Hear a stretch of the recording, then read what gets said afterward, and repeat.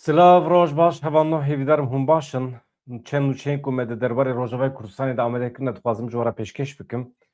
Anha nûçeya ku anha ket ajansan Yelda Abbasî hate girtin li Xurasanê li Meşhedê. Ew hinek balkêş e. Niha hunermenda navdar ya Kurd Yelda Abbasî ji bo serdana malbata xwe çûbû bajarê Meşhedê li Îranê. Ev dikeve Xurasanê. Ji aliyê hêzên ewlehiyê yên Îranê ve hat girtin.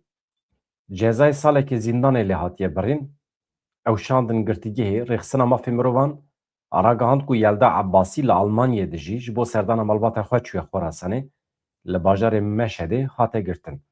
Endamê rêveberiya rêxistina mafê mirovan Erselan Yarehemdî dibêje bîst û sesiyê vê mehê Yelda Abbasî ji aliyê hêzên ewlehiyê ve li mala dayîka xwe li bajarê Meşhedê hatiye destesêrkirin. Bîst û sesiyê mehê yanî beriya sê rojan hatiye girtin. Hayame nûjê çê dibe. Heta 4 roj e. Beriya 4 rojan hatiye girtin, ceza lê hatiye birîn. Ev parazvanê mafê mirovan dibêje hêzên ewlehiyê piştî ku ew kirine bin çavan Yelda Abbasî veguhestin girtîgeha Wekîlabadê, Meşhedê. Yelda Abbasî hunermendekê Kurd e ji Xurasanê ye. Dayîka zarokeke 18 mehî ye. Ji bo tetîla sersalê li gel hevjînê xwe, li gel zaroka xwe ji bo serdana malbata xwe. Wekî din di derbarê serdana girtina wê de jî yanî sebebê girtina wê de jî dibêje piştî desteserkirinê jê re hatiye gotin ku dosyeyeke di derheqê çalakiyên wê yên dema xwepêşandanan de hatiye dîtin. Di sala 2022 de dewlê vebiye. Cezayê salekê zîndanê lê hatiye birîn. Niha divê ew cezayê xwe bîne cih. Ecayîb tiştekî ye. Hunermendekê me ye li Almanyayê de jî lê ana hatiye girtin. Hevanno eger hûn nûçeya merex dikin ez ji we re bêjim aniha şer û pevçûn li derdora Kobanî berdewam in, li derdora Hesekê berdewam in, geh ew êriş dikin, geh şervanên me êriş dikin, geh şervanên me li ber xwe didin. Wisa dewam dike. Lê aniha tişta trajîk ew e ku milletê me Kobanî aniha di vê sermayê de tîye, birçî ye. Hêzên navnetewî alîkariya ku hewce dike jê re naşînin. Em xwedî derdin. Berî ku ez bikevim bername min civînek temaşe kir. Civîna ji bo bar dikim şaredariya Amedê kiriye. Ji bo ew ye. Ji bo alîkarî bişînin Kobanî. Hevan no civînên me ê li Bakurê Kurdistanê pir qels in. Merhemet hêvî dikin ji dewleta Tirkiye. Ev mirovan değişîne. Yani mîna ku lavê dewleta Tirkiye bikin. Ka deriyê Mürşîd Pinar vekin. Bi Tirkiye xwe ya xweşik. Wisa li pê hev rêz dikin. Daxuyanî didin çapemeniyê. Yani ez dibêjim qey rewşê awarte de ne wexta wî ye. Ku merov wisa daxuyanî bide çapemeniyê, merov nizam çi bike. Ev mesele ancak bi zorê dikare bibe. Milletê me ancak dikare bikeve ser rê, biçe Mürşîd Pinarê, biçe Pîrsûsê, wan deriyan bişkîne û tir kamyonên hemî şaredariyê me bikevin Kobanî alîkarî bide wan. Niha hevalên me êvê di civîna çapemeniyê de ku şaredariya Amedê û şaredariyên derdorê Amedê kirine ez bawer dikim alîkarî de elbet xweş e yani baş e alîkarî Amedê kirine. Yani alîkê de mecbûrin jî yani milletê me ye divê Amedê bikin. Mesele ne ye? Niha awayê daxwazê wan pir balkêş e. Pir zêde nerm daxwaz dikin ji dewleta Tirkiye. Mesela nabêjin yek û vî şerî bi rê ve dibe tuyî.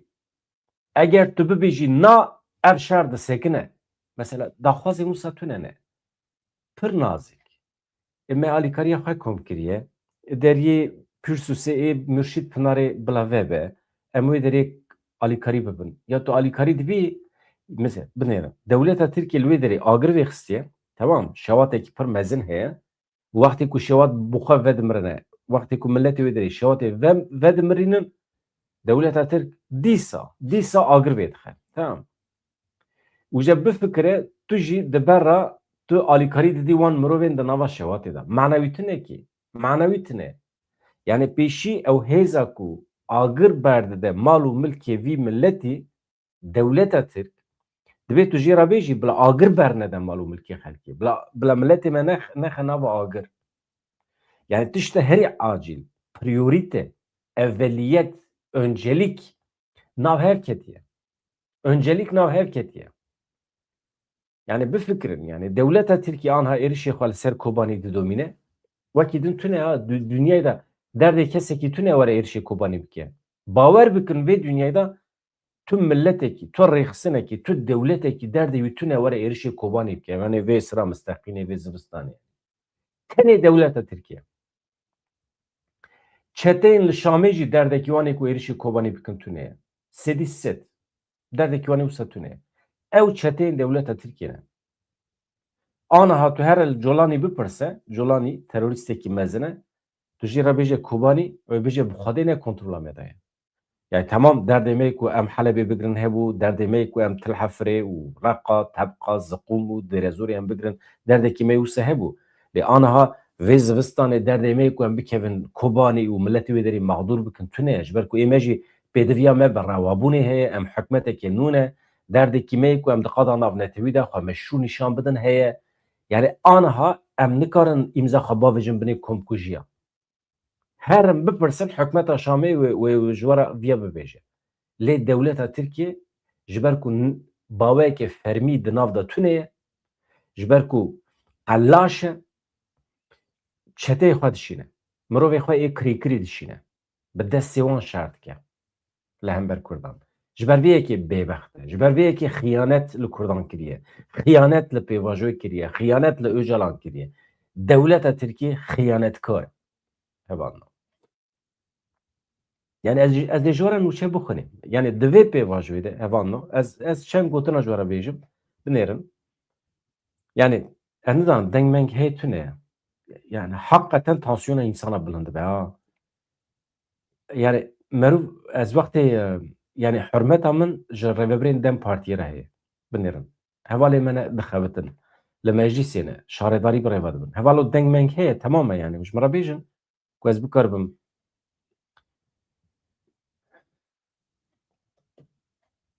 Tamam. Deng hebe süper e. Ez hema çend şîroveya bikim, paşê jî çend nûçe hene ji were pêşkêş dikim, binêrin hevan.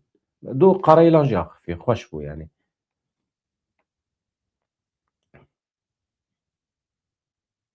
Niha mesela bifikirin, mesela di vê pêvajoyê de dema ku Dewlet Bahçelî di nava panîkê de tê bîra we, wextê çû cem wekîlên me li meclîsê, çû destê wan girt. Ne? Ji bo çi çû destê wan girt? Mesela behana wan çi bû? Hinceta Dewlet Bahçelî çi bû pêşî? Ne? Çû destê wan girt, xwe xwar kir, rêz û hurmet nîşan da. Ka qaşû İsraîl û Amerîkayê li rojheta navîn di nava projeyekî de ne? Ne? Li hember projeya Amerîka û İsraîlê Kurd û Tirk diviya bû bibana yek, destûr nedana fitne fesadiya hêzên derve ku tên daxilê nava karê me yê navxweyî dibin. Em Tirk û Kurd birane, em sed sal na, em hezar û heftê û yekî vir ve ji milazgirê vir ve em bi hev re dijîn.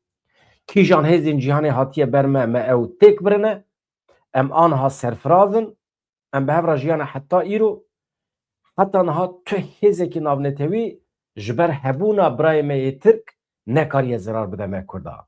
Em qet qetil nebûne. Me qet zirar nedîtiye. Xwîna Kurdan qet nehatiye rijandin. Me û Tirka bi hev re Kuderê bi her derê bi hev re şerkir. Ne? Aniha jî Amerîka hatiye rojheta navîn tev li hev dike dixwaze fitne fesadî bixe navbere Tirk û Kurdên bira, ên qedîm, ên hezar salî. Rast e. Dewlet Bahçeli bi vê armancê hat hevalna. Hat. Temam. Em viya dayîn aliyek. Çi xwestin ji Kurda? Kurd bila dibin sîwana dewleta Tirkiye de li mafê xwe bigere, ne li derve. Ne bi projeyên Amerîka, ne bi projeyên İsraîlê, lê bi projeyên dewleta Tirkiye li mafan biger.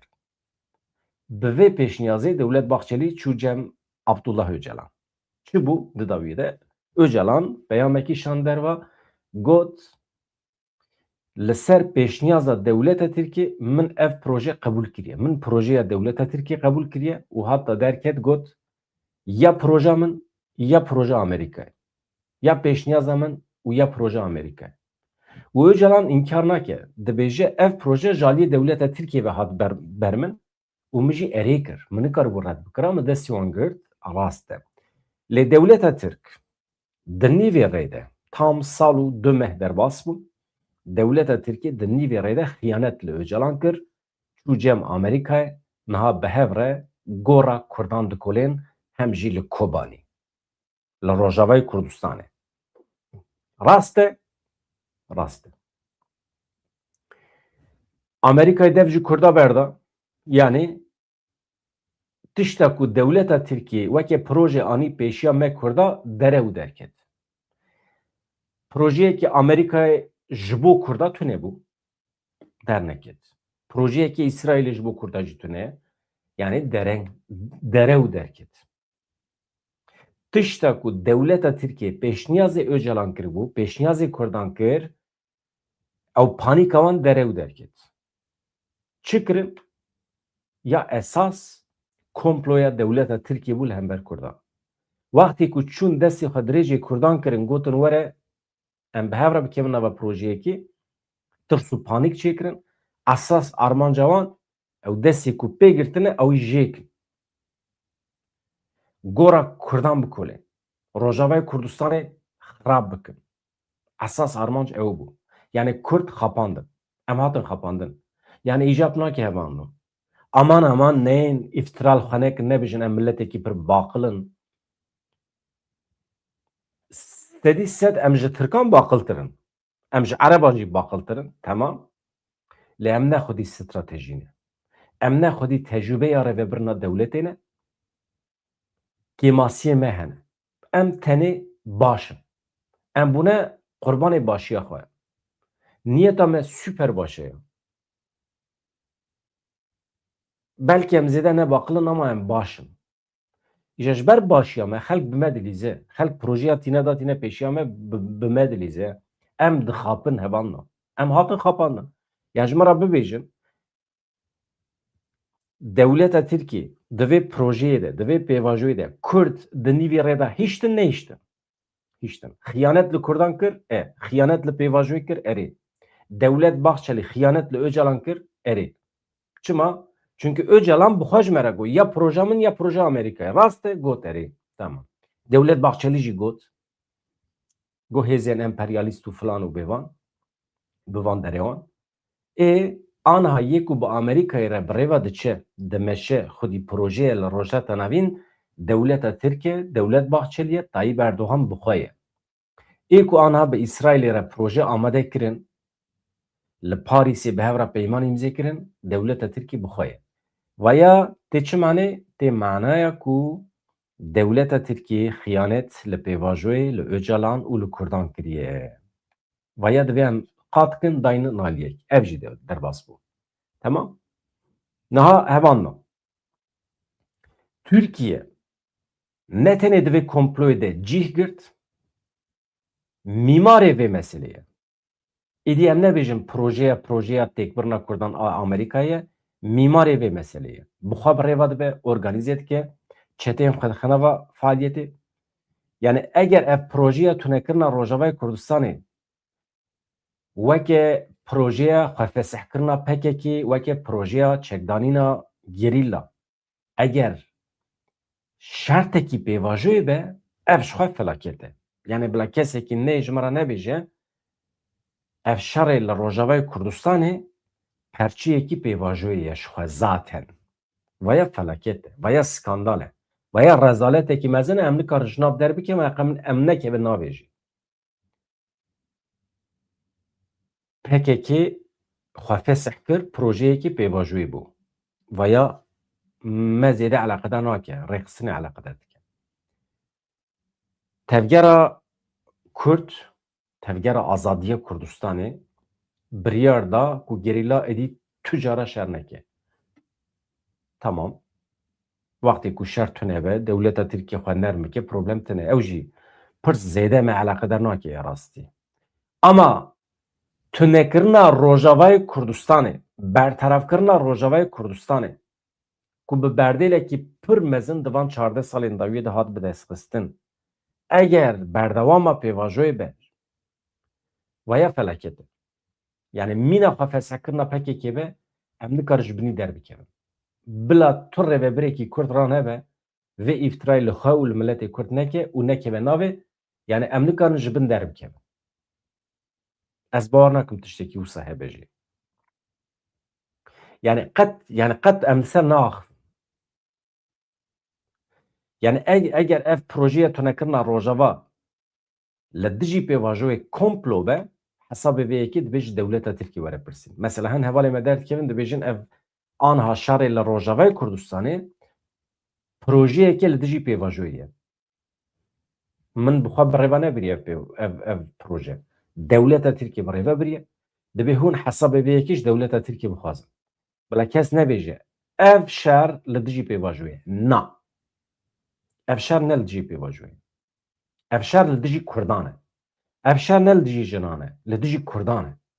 Ev şer ne li dijî biratiye gelan e. Na. Ev şer li dijî Kurdan e. Yani hesabê vê yekê kî dixwaze bipirse bila ji dewleta Tirkiye bipirse ji ber ku mîmarê vî şerê dewleta Tirkiye. Yani bila herin bipirsin. Yani milletê me çima dide ber tank û topan? Yani çima pergala me ya avabûyî ya 14 salan serû bin dike? Zar û zêçê me çima birçî dihêle? Hewciyê qurtekî avê dike. Yani zarokê me çima ji sermayê bimirin mesela? Kî birêve dibe? Dewleta Tirkiye. Hesab ji wî bixwazin. Mesela çima dewleta Tirkiye diçe bi ereban re plan û projeya tunekirina Kurdan amade dike. Êl û eşîrê ereban. Çima yani? Pere dewan. Berê min dewan. Baca min vergiya min dewan. Çeteyên şer dikin cuda ne? Êl û eşîrên ereban jî dikire. Yani bi dewletekî wisa xıyanetkar re pêvajo heta kê derê dimeşe ez nizanim. Yani do dema min ji hevserokê Dem Partiye yan Rêzdar Tuncer Bakir han bihîst ku komkujiya li Rojavayê Kurdistanê ev şerê mezin ê li hember Kurdan ev xıyaneta dewleta Tirkiye ya li Rojava bandor li pêvajoyê nake, yani ez bi xwe şaşmam yani. Rêzdar Tuncer Bakir hat dibêje şerê li hember Rojavayê Kurdistanê bandor li pêvajoyê nake. Yani mîna ku dewleta Tirkiye têde cih negirtibe.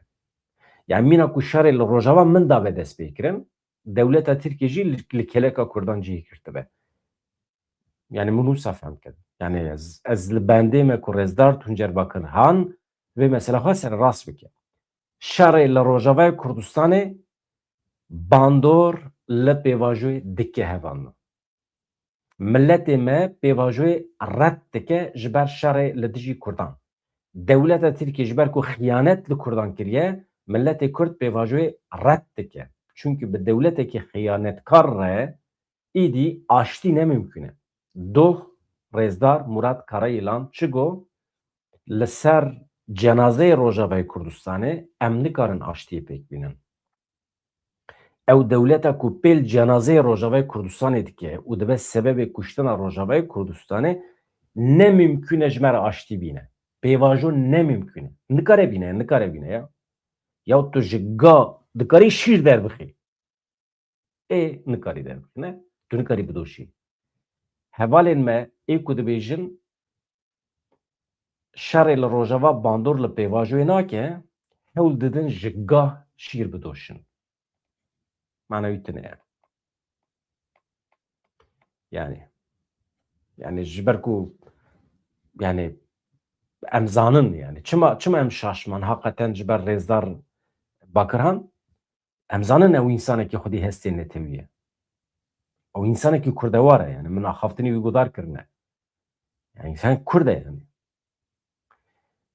Yani nizanim me got belkî weke Rêzdar Karayılan ew jî ketiye bin bandora feryad û fîgana milletê Kurd ku dibêje yeke Kurdistan yeke.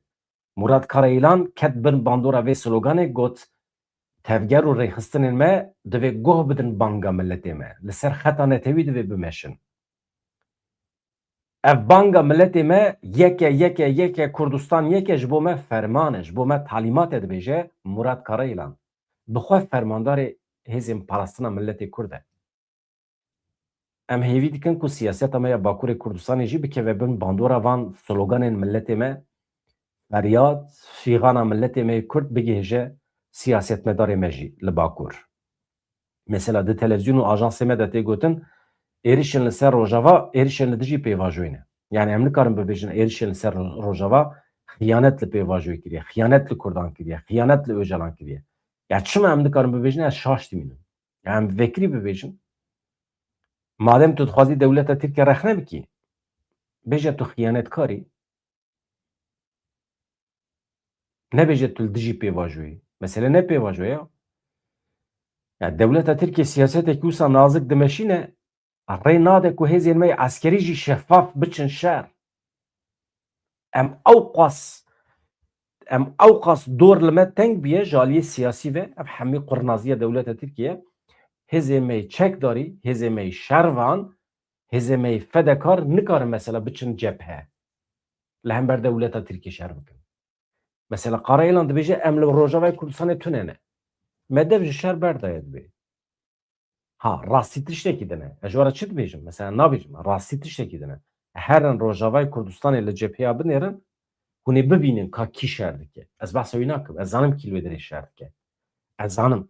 Baş e. Yani îjab nake ez vê derê deşîfre bikim kî li wê derê berxwe dide, kî şer dike, kî fedekar e, kî şehîd dibe. Kî singa xwe vedigire ji wan guleyan re, ji wan tank û topara.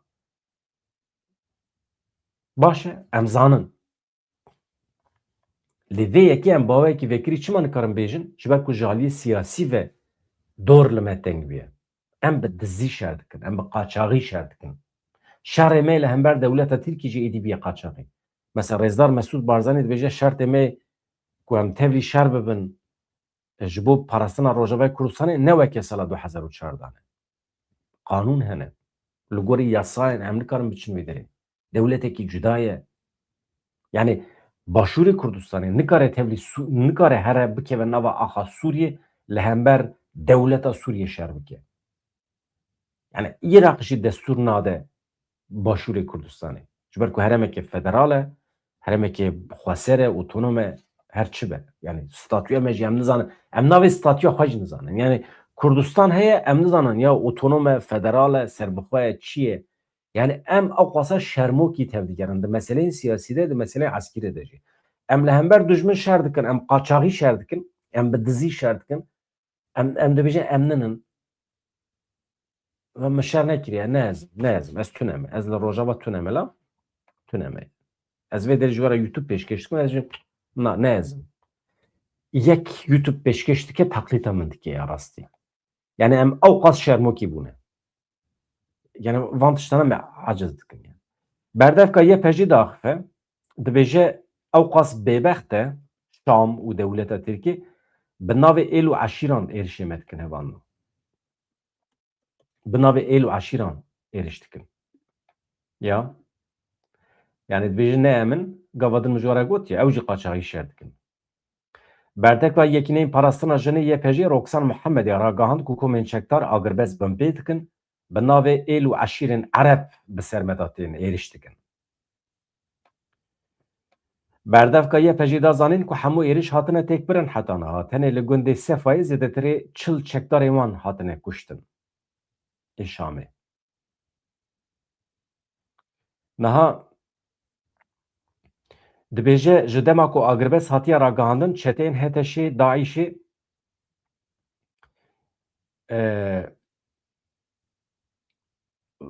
vê agirbesê bin pê dikin plana wan dagirkirina Rojavayê Kurdistanê ye bi temamî lê em nahêlin derbas bibin. Tenê dikarin di ser cenazeyê me re ancak derbas bibin. Heta em sağ bin li dunyayê Rojavayê Kurdistanê nakeve destê dijmin. Berdevka YPG di derbarê şîwazê êrişan de jî daxuya kirin çekdar dixwazin dibin navê eşîrên Ereb de bi pêş ve biçin. Mîna wê taktîka ku berê li dêre zorê kirine yan jî beriya niha li cem Durziyan jî ev yê kirin. Tê bîra we dema êrişî Durziyan kirin gotin ew eşîrên Erebin. Ya eşîrên Ereb çima werin êrişê Durziyan bikin mesela? Tunê ye. Divê naberê de serokê Durziyan piştgiriyekî pir mezin dide Kurdan. Ew yên bizanibin. Ez wisa bawer dikim ki qedera me û Durziyan wê bibe yek. Eger ji bo wan federasyon were xwestin, yani ew federasyonê bixwazin, dibe em jî mîna wan bin. Madem ki em li ser axa Sûriyê bi hev re dijîn, Durzî çi bixwazin em jî wê dixwazin. Qedera me bila bibe yek. Qet ne mesele ye. Eger ew serxwebûnê dixwazin, em jî serxwebûnê dixwazin. Êdî bila yek be.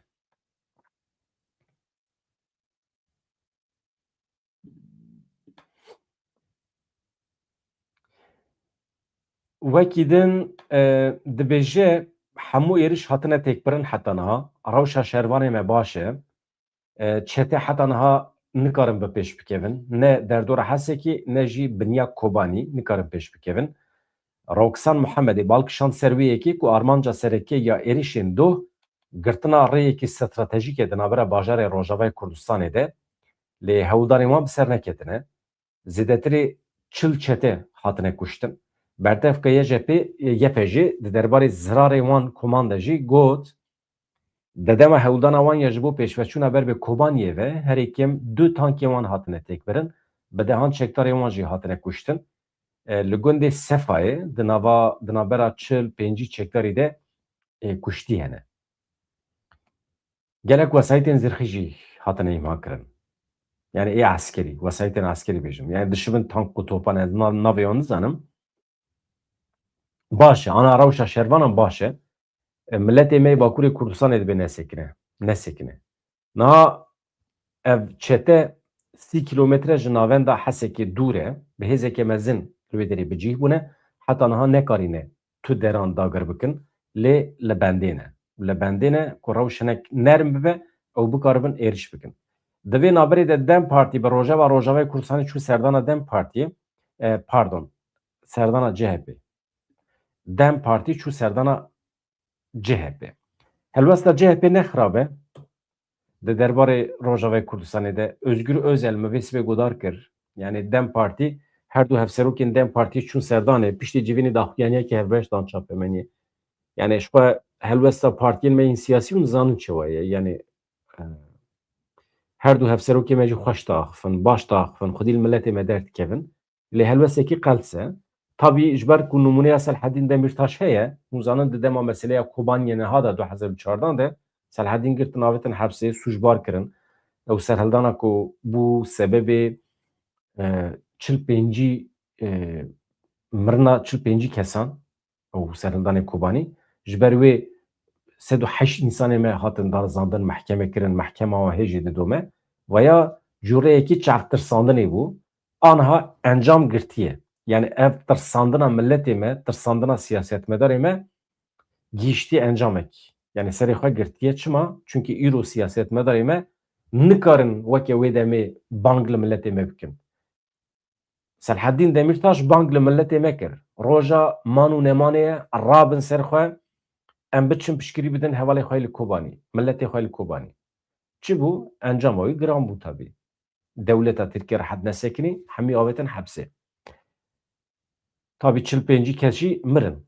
Bi guleyên dewleta Tirkiye bûn. Piraniya wan jî endamên HDP bûn.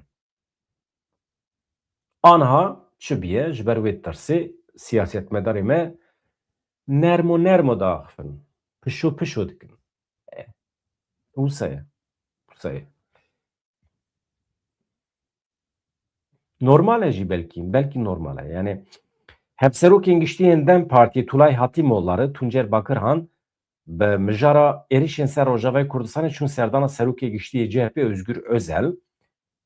Dem Partî di çarçoveyê êrişên ser Rojavayê Kurdistanê de ne tenê CHP diçe serdana partî din yên siyasî jî. Pir merak dikim MHP, AKP wê çi bibêjin? Ew şer bi rêva dibin, ew çi dibêjin nizanim. Dem Partî ewil çû serdana partiya CHP. Wekî din yani civîna wan çawa derbas bû em nizanin. Lê piştî civînê daxuyanî dan çapemeniyê helbesta Özgür Özel baş bû. Dibêje deriyê Mürşîd Pınarê vekin, ew deriyê Pîrsûsê diçe Kobanî. Bila kamyonên qaşû Çen kamyon hatine amadekirin li Türkiye diçin ta li ser Herebê re derbas bibin tên diçin Kobanî. Çima? Sebebi em nizanin. Yani tiştekî ji vê yekê bêrûmetir tune ku mirov milletê xwe hewcê dijminê wî bike. Yani acayip zor insan dişe. Di vê demê de yani yek püsküvitekî ji dewleta Tirkiye mirov bigire heram elime yani. Vallahi billahi mirov yani acayip tiştekî ye. Çünkü ew dewleta ku em püsküveta wî bixwin agirê binê te germ dike. Yani agir berdide zarokete û jora jî püsküvê devê te re dike. Yani nîgê xwe daye ser stûyê te û ji te re dibêje tu av dixwazî ya pêşî nîgê harake ya. Kerê daye ser qirka te ji te re dibêje tu av dixwazî. Ya nîgê xwe rakî yan jî kêra xwe rakî yani tiştekî din em naxwazin ji te ya. Yani milletê me têra xwe heye em dikarin ji alîkariya milletê xwe jî fayde bibînin. Niha di qada navnetewî de hevano. Navşer û pevçûn ve bihîst çawa ye. Niha di qada navnetewî de elbet dîplomasiya Kurdan qels be jî heye. Li İngiltere ya İngiltere çima nakeve nava tevgerê min tiştek fehm nekir.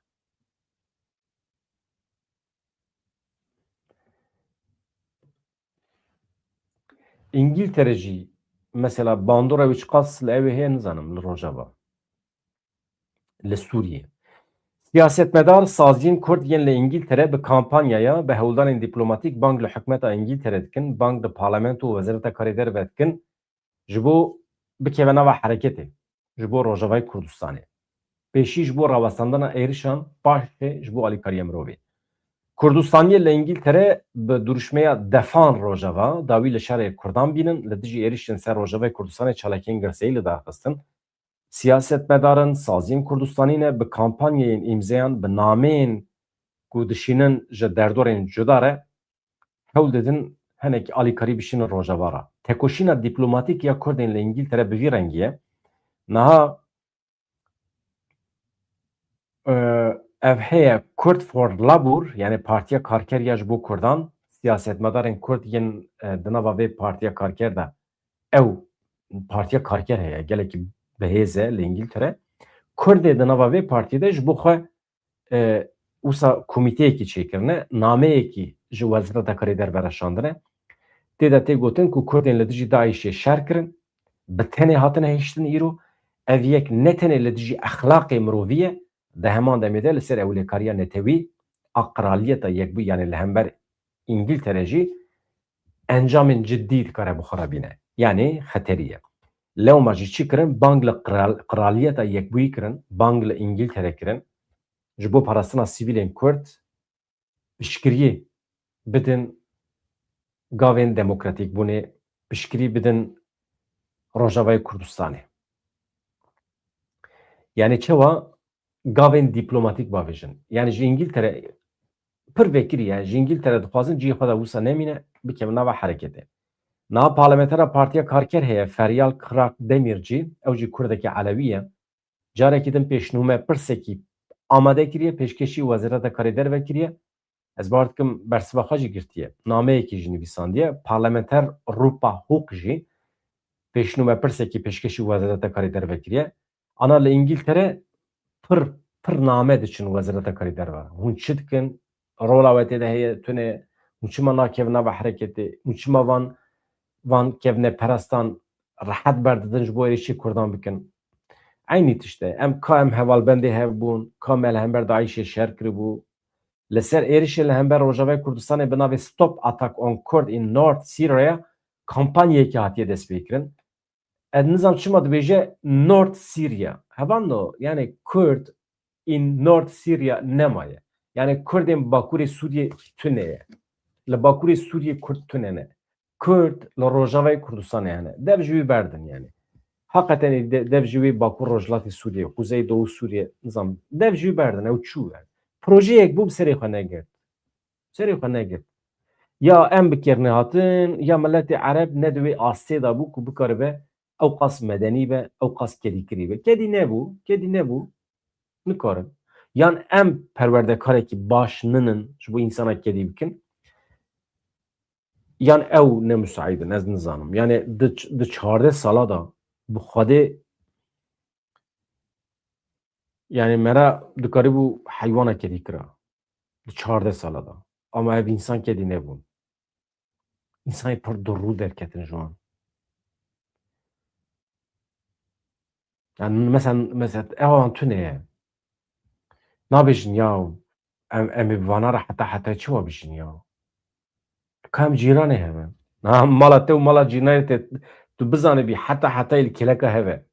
Niha tu nikarî bifroşî jî. Niha mal be mirov mala xwe difroşe ji cîranê xwe vediqete tu çe taxekî din rehet e. Ê wextê ku welatê te li kêleka hev be tu kîjan rûyê sibê li cîranê xwe dinêrî? Binêre doh fermandarek me dibêje yan jî bawer dikim miletê sivîl bû revî bûn ji derekî dibê dema ku em reviyan ne tenê çete piranî gundiyên ereb êrişê me dikirin. Me şok dibe ne? Ya. Hevano li ser van hemî daxwazan, nameyan, pêşniyazpirsan ji bo Parlamentoya İngîltere û Wezareta Karêderveya İngîltere li ser Rojavayê Kurdistanê daxuyaniyekê daye. Çi dibêje? Ez vê bînim ser ekranê.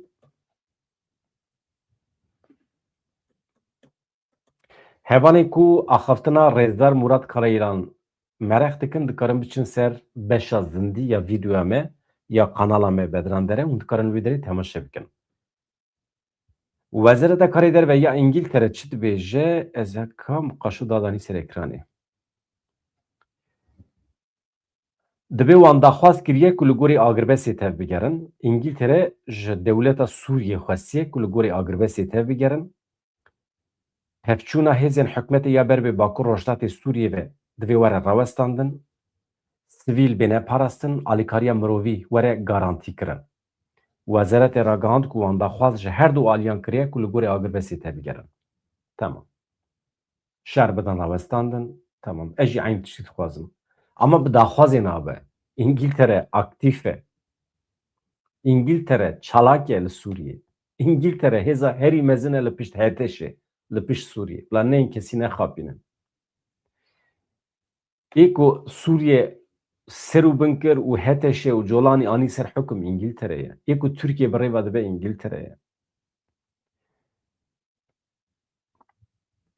Niha ciwanên me ê internasyonalîst hene hevan no. Dîmenê wan jî hene. Tabî rêz û hurmeta me hene. Ji ciwanên internasyonalîst re diçin zanîngehan diçin ama hejmara wan kêm e. Ez dibêjim doza me a milletê Kurd dî ne tenê doza Rojava ye. Doza milletê Kurd dozek ew qas mezin e divê ne bi çalakiyên marjînal êdî were naskirin. Doza milletê Kurd li parlamentoyan, li ciyên mezin divê êdî were guftûgû kirin. Li salonên netewiyek bî were nîqaş kirin. Ne bi rêya çalakiyên marjînal. Yani hêzên ew grûpên marjînal. Dostê me ne baş e, rind e, lê ez dibêjim qey pir zêde piştgirî nade rewabûna doza me. Ji ber ku wextê tu çî derekî tu çî sinifekî zanîngehê dagir dikî, tu pankartan dinivîsînî yan jî tu çî çend resim li ser diyarên xelkê dinivîsînî veya ji bo me nabe piştgirî hevan na. Yani pir faydeyekî mezin nade doza me. İnsanên hêjan e, şoreşkerin, temam, baş e, çi ji destê wan tê dikin, rast e. Lê em divê weke millet em bikaribin li kêleka van şoreşkerê xwe ê internasyonalîst, van ciwanên dilsoz, li kêleka wan em bikaribin rastgirên Ewropayê jî îqna bikin. Pêdiviya me êdî bi dewletan heye, bi rêveberên dewletan. Ê Ewropa jî di destê rastgiran de ye. İnsanên xwedîpere li Ewropayê van dewletan bi rêva dibin. Êdî pêdiviya me heye em hinekî wan jî bikin dostê xwe. Dawa me dewekî hinek mezin e. Yani Rojava bi çend afîşan û bi çend pakartan hel nabe. Hinekî ew e. Yani tabî kî yani rêz û hurmeta me ji hemiyan re heye. Yani bi münasebeta 11 salvegera rizgarkirina Kobaniyê. ev ciwanê me ê Ewropî derdikevin baş e yani baş e. Niha dîmenê wan ciwanan hene nizanim nîşanê we bidim baş e yani îca bike nîşanê we bidim lê mesele ne ye we. Mesela me hevano mesela me meselekî cudatir e. Li Îranê heta niha 6320 kes hatin kuştin ji aliyê hêzên Îranê ve Yelda Abbasî min ji we re behs kir hat girtin ew ê salekê hepsê de bimîne mixabin. Sazdiya bi navê Herana ragihand ku ji ber tundiya di navbera xwepêşander û hêzên ewlehiyê yên Îranê de herî kêm heta niha 6326 kes hatine kuştin. Qedera gelek kesan jî hêne diyar e. Di aynî demê de keştiyekê balafir a Amerîkayê jî gihîşt rojhilata navîn da ku serpereştiya her bersivekî eskerî ya Amerîkayê ji bo krîzê bike. Niha ev balafira Amerîkî USS Abraham Lincoln gihîşt heremê keştiyekê mezin ya şer e. Niha ev hêz û quwetekê mezin ya Amerîkayê nîşan dide ew ê êrişî Îranê bike. Niha navbera me û Îranê jî xirab bû li navbera me û Amerîkayê xirab bû. Niha em li Îranê em çawa bikarin li hev bikin wekî hêzekê muxalîf wekî Kurdên Îranê Kurdên Rojhilatê Kurdistanê heqeten em ê çawa bi Amerîka re li hev bikin nizanim. Yani em mane li ortê. Êdî baweriya me bi Amerîka jî tune çi bû nizanim. Niha gihîştina keştiyê hevano dikare hinekî meselê biguherîne. Sibê du sibê di rojên pêş me de dibe ku êrişekî were kirin li ser Îranê. İsrail êriş bike ev keştiya Abraham Lincoln ya Amerîkayê jî wê bersiv bide. Yani wê destek bide. Welatên kenda wê diyar kirin ku ew naxwazin ji axa xwe rê bidin Amerîkayê ku êrişê ser Îranê were kirin. Ew jî tiştekî nû ye. Wekî din hin ketîbeyên Hizbullaha Iraqê Husiyên Yemenê ew jî amedekariya xwe dikin ku hinekî li hember Amerîkayê bisekinin. Êrişên ser baregehên Amerîkayê bikin. Yani şer û pevçûn anha li Iraqê wê hinekî zêde bibe li Yemenê jî. Anha Hizbullaha Iraqê gotiye em ê baregehên Amerîkayê ji xwe re bikin hedef. Îranê gelek caran gev xwariye ew ê tevahiya rojhilata navîn bikişîne nava şer. Artêş pergala wê ya parastinê hê jî heye ji ber bandora şerê ku İsraîl meha hezîranê pêk anîbû bi ser xwe ve nehatiye. Millet wisa dibêje li Îran dibêje hêz û quweta min heye ez bersiv bidim û ez ê temamê rojhilata navîn bixim nava şer. Hüseyin Topgider şervanekî berê ye. Şervanekî berê yê Argekî ye. Fermandarê Argekî yê berê ye. Li Bakurê Kurdistanê, Başûrê Kurdistanê devera ku nigê Hüseyin Topgider lê neketibe tune ye. Binê her zinarî, ser her zinarî. Erê. Fermandarekî pir jîhatî biye xwedî dîsîplîn biye. Derheqî de em hinin agahî girtin. Yani fermandarekî xwedî dîsîplîn biye bi salan li hember dewleta Tirkiye şer jî kiriye. İjar, ka em binêrin di meseleya Rojavayê Kurdistanê de çi ji me re dibêje Rêzdar Hüseyin Topgider. Bi Tirkî nivîsandiye mixabin wekî gelek hevalê me, wekî gelek siyasetmedarê me Rêzdar Hüseyin Topgider jî Tirkî dinivîsîne. Nizanim dewla binivîsînin bi xêr be. Ez ê jî mikarê min çi ye? Ez ê ji wergerinim Kurdî. Tamam. Karê min jî ew ez ji xwe Tamam, ji xwe re Tirkî binivîsînin ez jî Kurdî ew jî were bêjim. De hatî. Dema ku şerê navxweyî yê Sûriyê dest pê kir, rewşa cîhanê li ser erdê cuda bû. Ji bilî Rûsya û Îranê tu dewletekî piştgirî neda hikûmeta navendî ya Sûriyê. Daeş û HTŞ ku deverên ku rejîm nikaribû kontrol bike bi dest xistin, tenê piştgiriya veşartî ya Tirkiye û Qeterê wergirtin. Lê ev komên barbar li çar aliyê cîhanî wekî terorîst dihatin hesibandin. Ji aliyê din ve hêzên YPG, YPJ bi helwesta xwe ya li dijî hem rejîma Esad û hem jî li dijî komên cihadîst ên weke Daeş û HTŞ sempatiya hemî mirovahiya demokratîk û pêşverû ya cîhanê bi dest xistin. Piştî ku rejîma Esad di şerê navxweyî de lawaz bû, qels bû û Kurd li deverên xwe bihêz bûn, Daîş ku ji Tirkiye, Qeterê alîkarî wergirt, dest bi êrişkirina deverên ser Kurdan kirin. Berxwedana Kobaniyê bû qada şer ya herî dijwar di vî şerî de. Bi vî rengî hevkariya Kurdan bi dewletên Yekbûyî yên Amerîka û hevpeymaniya navdewletî re dest pê kir. Em ji bîr nekin ku yekem hevdîtina Kurdan bi dewletên Yekbûyî yên Amerîkayê re di dema parastina Şengalê de bû. Hevpeymaniya navdewletî bi pêşengiya dewletên Yekbûyî yên Amerîkayê û piştgiriya heştî welatên cuda bi hevkariya hêzên YPG, YPJ li dijî Daişê şer dikirin. Ev yek, şert û mercên guncaw ji bo Kurdên Rojavayê Kurdistanê afirandin da ku di qada Sûriyê de hêz û ax bi dest bixin.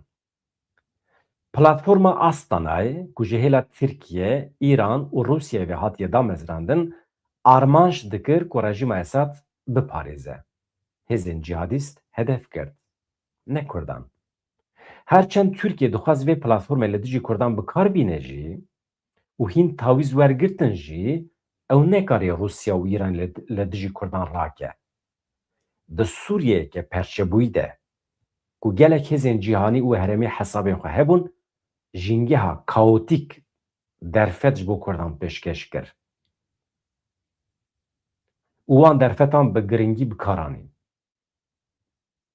Xwe çekdar kirin, xwe bi rêk û pêk kirin, xwe bi rêxistin kirin, di nava xwe de artêşekî mezin ava kirin, rêz û dîsîplînekê diyar anîn nava jiyana sivîl. Di vê heyamê de Kurdan Daîş têk birin. Piştî hikûmeta navendî bûn desthilatariya xwedî kontrola axî û hêza leşkerî ya herî zêde li Sûriyê, piştî têkçûna Daişê dewleta Tirkiye bi Kurdan re rûbirû ma. Wê dest bi dagirkirina valahiya ku ji hêla Daişê ve maye kir. Hem bi hêzên ku li Sûriyê kom kiribû, hem jî rasterast bi artêşa xwe. Efrîn, Girêspî, Serêkaniyê di vê çarçovê de ji aliyê dewleta Tirkiye ve hatin dagirkirin. Dewleta Tirkiye ev yek bi êrêkirina dewletên Yekbûyî yên Amerîkayê û Rûsyayê kir. Di berdêla vê êrêkirinê de wê tavîz û teslîmbûnên jeopolîtîk da her du aliyan jî.